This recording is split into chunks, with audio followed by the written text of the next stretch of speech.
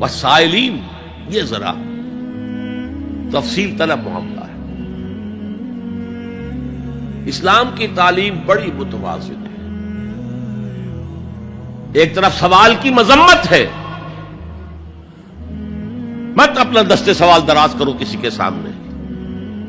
جو شخص ہاتھ پھیلاتا ہے مانگنے کے لیے، وہ اپنی عزت نفس کو ہتھیلی پر رکھ کر آپ کے سامنے پیش کر رہا ہے، اور آپ ٹھوکر مار دیتے ہیں اس کی عزت نفس کو۔ مانگو اللہ سے، اللہ کسی کے دل میں ڈالے تمہاری ضرورت پوری کر سکتا ہے، بغیر اس کے کہ تم کسی کے سامنے دستے سوال دراز کرو۔ تو سخت مذمت ہے، اور خاص طور پر بیگری جو ایک انسٹیٹیوشن بن گیا ہے، ایک پیشہ بن گیا ہے، وہ تو اسلام کی تعلیمات کے منافی ہے۔ اور جس طرح کی ہم خیرات بانٹتے ہیں، 5 روپے کا نوٹ دے رہے ہیں مانگنے والوں کو مسجدوں کے باہر، سمجھ رہے ہیں ہم نے حاتم طائی کی خبر کو لات مار دی، حالانکہ حقیقت میں آپ انسٹیٹیوشن آف بیگری کو سپورٹ کر رہے ہیں۔